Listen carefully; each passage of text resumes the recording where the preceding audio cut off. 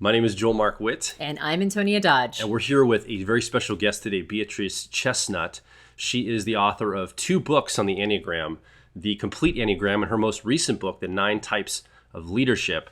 And she's here today to talk about a brand new program that she has published with us here at Personality Hacker called the Enneagram Roadmap. So, Beatrice, welcome to Personality Hacker. Thanks. It's good to talk to you again.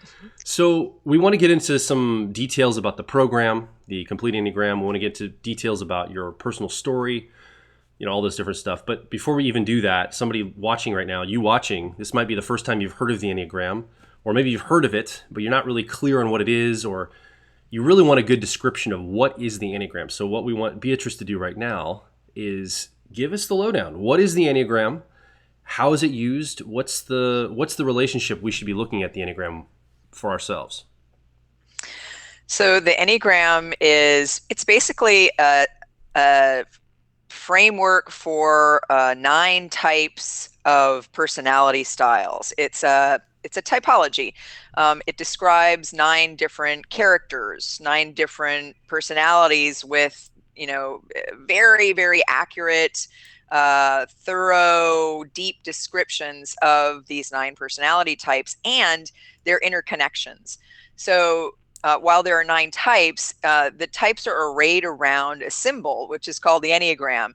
An Enneagram basically means a 9-pointed figure, or a figure with 9 sides. I have a friend who says if the Pentagon had 9 sides, we'd all know what an Enneagon was.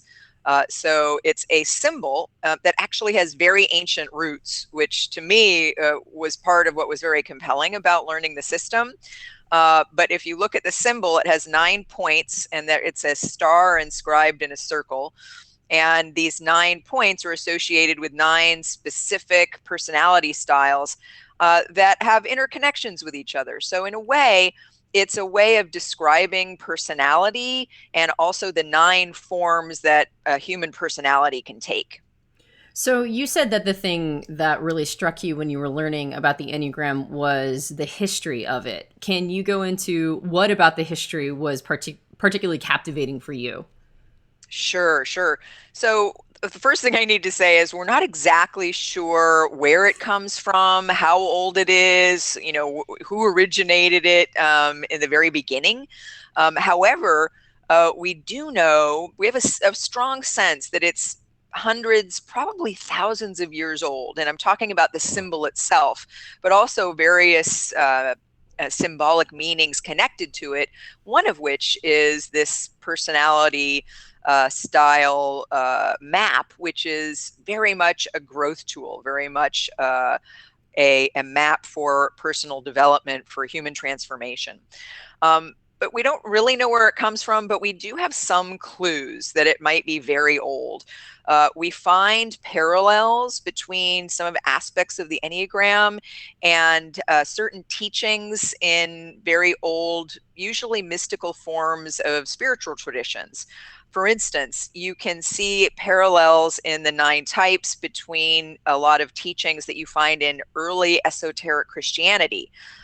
The idea of the 7 deadly sins, or just the 7 or 8 or 9, depending on what you're looking at in history, ways that humans can kind of get in their own way.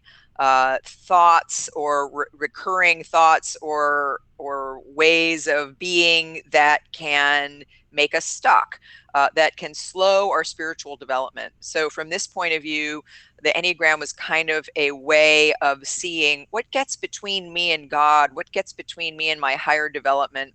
You also see aspects of the Enneagram teaching in the Sufi tradition, which is the mystical form of Islam, as well as in the Hindu religion. And again, the earlier you go back, the more you see some traces or some parallels that are pretty hard to refute in terms of how similar they are. One of my favorite parallels that I like to point out that to me really gives me a sense of, wow, this is really a profound system and something that goes back a long way, is the Enneagram's parallel to the Odyssey. A lot of people may have heard of the Odyssey, which is one of two books, the Iliad and the Odyssey, written by Homer. And these are books that were pretty much the first books ever written down in Western literature. And they're thought to be books that were written based on hundreds of years of oral tradition. And that is, there are these traveling bards or storytellers that would go around to different places in Greece and the areas around Greece, in ancient times, and tell these really important, profound stories that kind of carried the culture, the mythic ideas about what was important to know in culture. And these were addressing questions of life and death and what's the purpose of human life on Earth and things like that. So the Iliad and the Odyssey were these two things that were ultimately written down so that we can still read them today. And the Odyssey is a story of Odysseus's trip home from the Trojan War. So Odysseus, as many people might know, was the guy who actually thought of the Trojan War in the Greek Trojan War. It was his idea. And so after the war, he survives and he sails home. He starts his long journey home to Ithaca, where he's from. Now, the Odyssey is thought to be a metaphorical story about the human's journey home to the true self. In other words, the path we all need to take to really come truer to who we really are, to really know ourselves. So if you read the Odyssey, it's basically the narrative of it, the plot line is Odysseus traveling to 9 different lands where these mythic creatures live, and he encounters different kinds of struggles and difficulties and has to kind of figure out how to get out of there so that he can move forward on his journey. And if you read the 9 places that he goes to, it turns out those 9 places exactly parallel the 9 Enneagram types in terms of their thematic content. So you read about the Lotus Eaters, for instance. That's the first place he goes, and that's there are pretty unmistakable parallels to type 9. And then the next land he visits is the Cyclops. And there are, again, some really clear thematic parallels to type 8 and on down around the symbol in order, counterclockwise.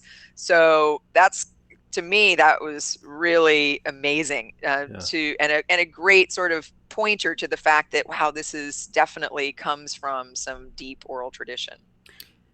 Oh, go ahead. Okay. Well, I was going to say, so to summarize then, the Enneagram is a typology system that looks at 9 different ways that we get in the way of ourselves finding our true self. And right. This is a pattern that has reoccurred throughout writings and oral traditions and history and different spiritual, different spiritual disciplines and mystical forms of those spiritual disciplines, tracing all the way back potentially to Homer's Odyssey. And so effectively probably farther back than that. Right, because that was like a collection of oral traditions as well. Right. So effectively then the Enneagram is something that keeps getting rediscovered over time. It's a pattern that is recognized in how we interrupt our own personal development process, and people just seem to keep rediscovering this pattern over and over and over again. And the current incarnation that we experience is what we know as the Enneagram. Is that essentially exactly? Okay. Exactly. And rediscovery is exactly the best word. There are basically 2 different eras to think about when you're thinking about the history of the Enneagram. One is sort of the distant past, the ancient world. And again, we think I think it could be like 2,000 years old or more. You see traces of it coming through Egypt and probably from Babylonia before that, through Pythagoras and Plato and the ancient Greeks. And then you see it sort of reemerging in the Renaissance, when a lot of Renaissance thinkers were looking back at some of these old esoteric ideas. So you can sort of see it come up. But then you don't really see a lot of concrete, like, here's the Enneagram symbol. However, it sort of reemerged in the 20th century. And so there's also this modern era of the Enneagram history, which it would start around the 60s or around 1970. So that era, the sort of more modern era, is sort of the time where it's been rediscovered. And we can trace that to a guy named Oscar Ichazo.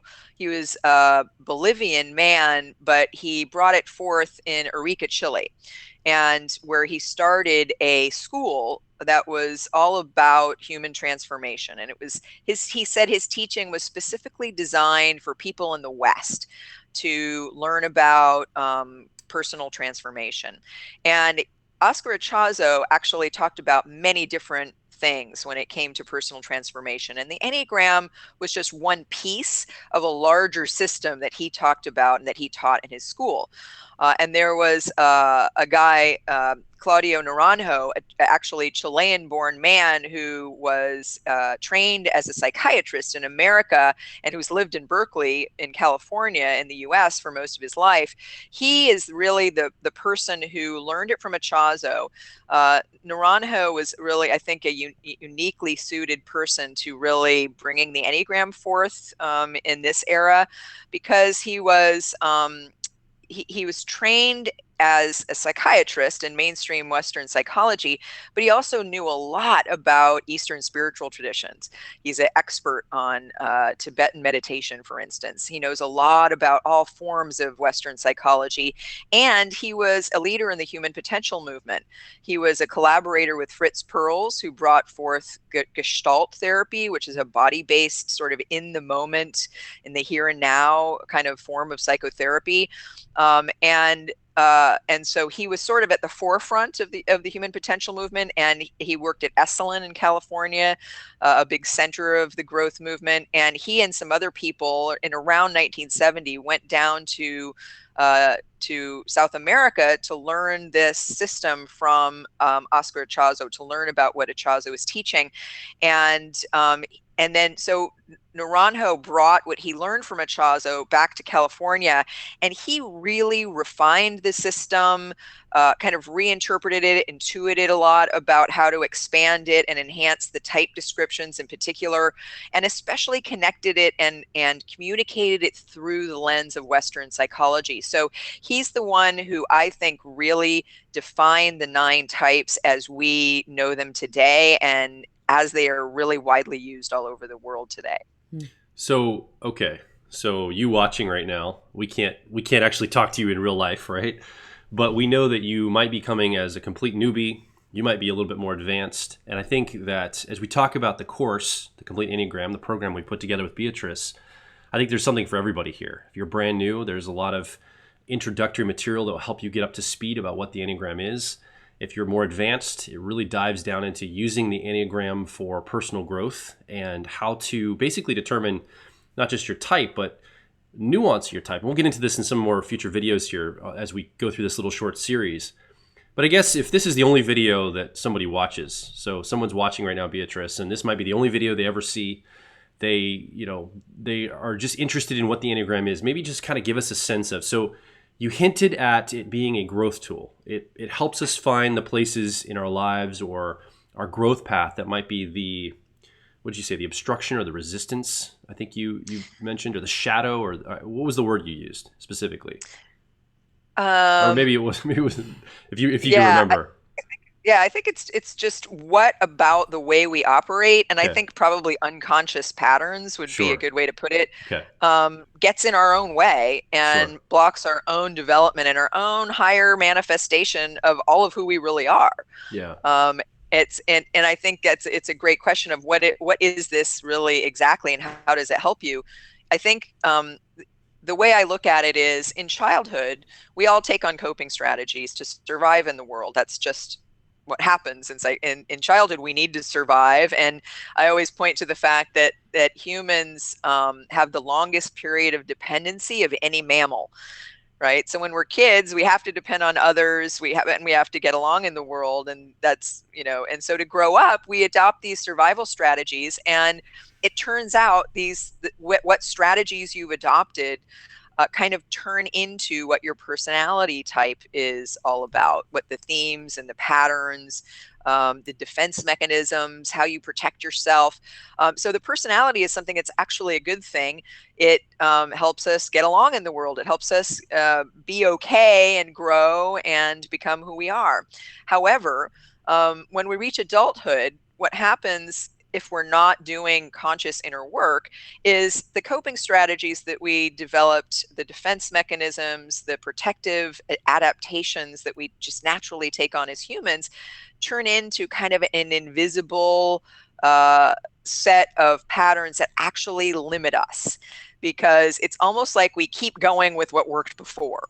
Sure. We develop a way of being, a way of acting, a way of thinking, feeling, and behaving in the world based on what worked and what helped us survive. And so we kind of, without really being able to reflect on that, we just keep doing what we've done before. And in some ways, the personality reflects our strengths, what we're good at, what our specialties are. You know, like maybe you're good at creating connections with people, or maybe you're good at making things happen and getting things done. And so the Enneagram type often spells out, one of the things it spells out is that what you're good at, you know, what your gifts and talents are. However, what the Enneagram points out is that if we think of the human being in terms of it all our wholeness, it's almost like, you know, the Enneagram is based on a circle. The diagram is a figure within a circle. It's almost like your personality type is sort of how you focus on one sector of 360 degrees of reality. You're kind of looking at the world through a lens that's based on 1/9 of what you could be seeing. Now you get good at that and it works for you, and so you stick with it. It's familiar, it's comfortable, but what ends up happening is, without knowing it, you're actually limiting yourself, because you kind of keep doing the same things over and over again. You keep applying the same skill set to everything you encounter in life. And by the time you're an adult, you know, you might be encountering diverse people and situations and challenges. Yeah. And it doesn't really work to keep just repeating the same relatively limited skill set over and over again. So what the Enneagram points out is that actually the human is really capable of a much larger degree of wholeness. That it just naturally, our endowment is that we're much more than the defensive structure we took on in childhood to survive in the world. And so the Enneagram points out, it highlights, here's what you did to survive, and that was good, and it's helped you develop these certain strengths in many different ways. But if you only stick with the strengths that you're comfortable with, you're really limiting yourself from realizing your full potential. And so the Enneagram highlights what your personality limitations are. Again, what you're good at, but also how you tend to focus on a narrow place, and how you could, by seeing that, you can open up to developing a much wider range of repertoire of strategies, of ways of being in the world. Yeah. Yeah. I think that was very well put. So, and you were actually here in our home and in the studio shooting this program with us for, it was like a week, right? We spent a lot of time together, and we got to know you personally, and you got to know us a little personally. We got to hear your personal story about how impactful the Enneagram has been in your life for personal growth. I thought that's a really interesting story. And in fact, I'd like to dedicate the next video we shoot in this little short series to that. Let's go ahead and finish this video here. And when we start the next one, let's talk about your personal story, Beatrice. So the person watching right now at home can hear from you and the passion you come to this with, because you do have passion. And I know that you're interested in personal growth. You're interested in seeing people develop and grow themselves, and you've spent years in as a therapist, as a coach, as a teacher, doing this, and you've written obviously books around it. You've got a lot going here, and I want to hear your story. So let's finish this video, and we'll talk about your story in the next video. Okay, sounds great.